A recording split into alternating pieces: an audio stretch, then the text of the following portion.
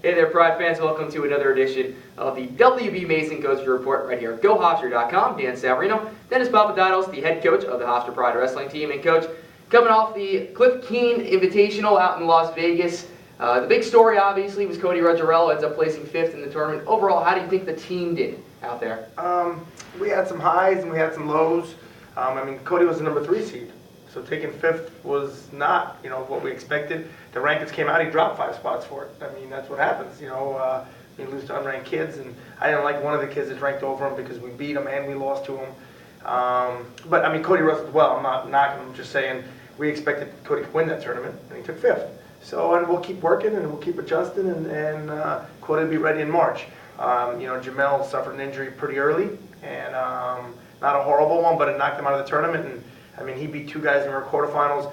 The guy that ended up taking 5th, which is the one that beat him in the first round, that we were beaten by 6 points going in the 3rd period before we had an injury, ended up taking 5th. So losing all Jamel's points, placing top 4 possibly, and Mike Hughes really emerged. He lost in the round of place, but his weight was loaded, and but he wrestled well. He showed flashes of the Mike that we want to see, and he lost to a good kid in the round to place. That kid was in the round to place to be an All-American last year. And Mike was out wrestling him, and one technical mistake and ended up on his back. So a lot of highs and lows. Obviously, we want more out of Cody, but it's not that Cody's not giving it all. So it's just some minor mistakes. He made one mistake in the semifinals that cost him the match, and if not, we would have been in the finals, and I'd be even a little more happy than I am. But I was happy with the guy's effort, and for the most part, I was happy with the way we competed. We just need to make some technical mistakes, and we'll keep working on them. Well, obviously, it wasn't a duel, but when you look at just what Cody is doing right now, considering all the adversity he's faced during his time that he's been here, he's never been the one guy that has to be looked at every single night. You expected to get that win out there, but he's never been that one guy. How do you think he's adjusting to that role this year? That's why the semifinals, I don't want to knock down the kid. The kid's pretty good, but Cody's better than him. And I think that was the first time Cody realized, oh my goodness, I'm in the semifinals of Vegas. And I'm seated higher, and everyone expects me to win, and so that's why that's a valuable life, a valuable life lesson for him. So now when he's in the quarterfinals of nationals, it won't be that big of a deal because he's already experienced it, kind of learn how to live with it a little better, so he can wrestle to his ability as opposed to he was a little cautious in the semifinals, which if you've been watching Cody wrestle, he hasn't been cautious. He's on it. You know what I mean? And so it's been good. He's been dealing with it really well. That was at the highest level he had to deal with it, and so it'll be a good life lesson, a good lesson for him for the rest of the year for sure, and the other guys that got to watch it as well. There weren't many guys obviously who ended up going far in that tournament, but it's still a very difficult tournament. How do you feel some of the younger wrestlers have been able to adjust to that? It was the Vegas tournament is always tough, and this year happened to be the toughest it's been in a long time. There was weights that had 14 guys in it that are ranked top 20 in the country, and you only place 8. You know what I mean? There's guys that were ranked top 8 that didn't place in the tournament, that are expected to be All-Americans and didn't place in the tournament. So, a lot of our guys, they battled.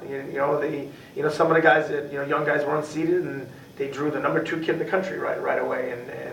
Like Frank Afrani had the number 1 guy in the country, and he took him down twice, and so far this year, Travis Pissarro had the number 3 guy in the country, and he took him down. And we're escaping on them. We're scoring points, building confidence, saying, heck, if I can score on these guys, then I can score on some of these other guys. So that's why we go there. You go there to either find out where your deficiencies are to get better at them, or prove to yourself that you can belong. And I think a lot of the guys, did both. Were left there with, okay, I need to work on this, and this, but I know I can do it. Well, from one really big invitational where you have a ton of good wrestlers out there, you go to another one in a couple of weeks. Obviously, not going to preview too much into the Grapple at the Garden, which is always a fun event every single year. But when you just look at what this next week and a half is, finals week, some of the younger guys, you have to get back to obviously your conditioning and everything else with dealing with school and finishing out the semester. What is the difficulty of that, the mental aspect going into it? It's hard because the freshmen have never dealt with it before, and it's a lot more stressful than anyone realizes. So, a lot of hand-holding, a lot of making sure everything's all right, adjusting everything to make sure they're focusing on